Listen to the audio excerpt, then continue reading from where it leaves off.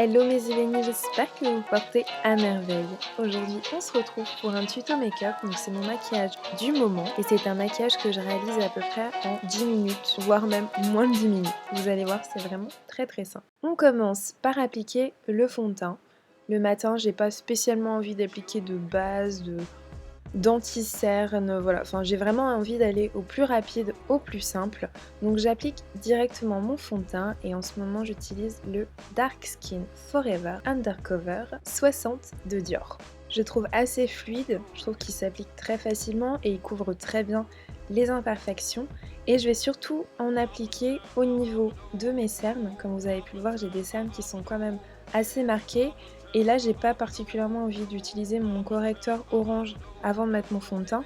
Donc je vais utiliser le fond de teint comme correcteur en fait orange. Comme il est un petit peu orangé, je vais mettre une couche un petit peu plus prononcée au niveau de mes cernes. Et on n'oublie pas de s'abonner si vous n'êtes pas encore abonné à ma chaîne et que mon univers vous plaît.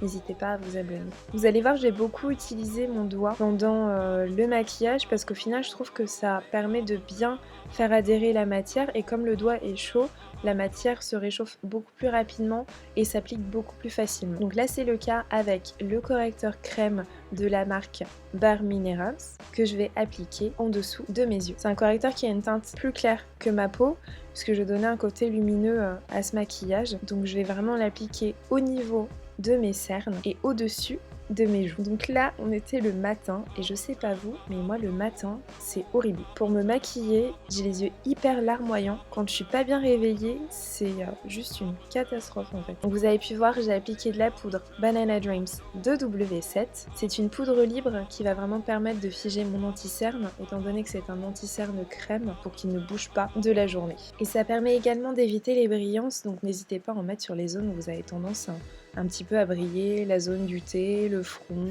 voilà. J'ai oublié de mettre du correcteur sur l'arête de mon nez et ensuite on passe aux sourcils. Donc pour les sourcils, j'utilise le crayon à sourcils de chez Sephora Collection. J'adore ce crayon, vraiment j'en ai utilisé beaucoup, mais celui-ci je trouve vraiment top. En fait la brosse, c'est même pas une brosse en fait, c'est un mini peigne. Et je trouve que ça permet vraiment de super bien placer les sourcils pour après un dessin qui va être beaucoup plus simple avec l'embout crayon. Donc vraiment, celui-ci je vous le recommande. En plus je crois qu'il a moins de 10 euros. Donc voilà. Et vraiment c'est un de mes coups de cœur maquillage de ces derniers mois. Il est vraiment très pratique. Donc ce que j'ai fait, c'est que j'ai utilisé le peigne pour placer les poils de mes sourcils. Et ensuite j'ai utilisé l'embout crayon pour dessiner. Donc je commence toujours par le bas de mon sourcil et ensuite je dessine le dessus et je le remplis. Voilà, cette technique que j'ai pris l'habitude de faire comme ça le matin, je réfléchis pas quand je dois faire mes sourcils. Voilà, c'est des petites habitudes comme ça aussi qui permettent d'aller beaucoup plus vite le matin. Ensuite, je vais utiliser ma palette de contouring de chez NYX et comme vous pouvez le voir, elle a beaucoup servi. Je vais utiliser la couleur beige pour matifier ma paupière mobile et un petit peu au-dessus aussi. Ensuite, je vais tracer un trait d'eyeliner avec le Tattoo Liner de Kat Von D. Je trouve vraiment très bien parce qu'il dessine très facilement les traits. Le pinceau est assez précis, plutôt contente. Il coûte un peu cher, il est à 20 euros. Et voilà le résultat du trait d'eyeliner. On passe maintenant au mascara et c'est également pour moi un coup de cœur de ces derniers mois, c'est le mascara Outrageous Extension de Sephora Collection. J'ai des cils qui sont assez fins et peu de densité, donc je vais plutôt opter pour des brosses avec des picots assez serrés pour être sûr que ça prenne bien l'ensemble de mes cils et que ça leur donne du volume et que ça fasse pas des petits paquets en fait. Donc je vais toujours partir sur ce type de brosse là. Donc si vous avez des cils comme moi assez fins et peu de densité, optez plus pour ce type de brosse là.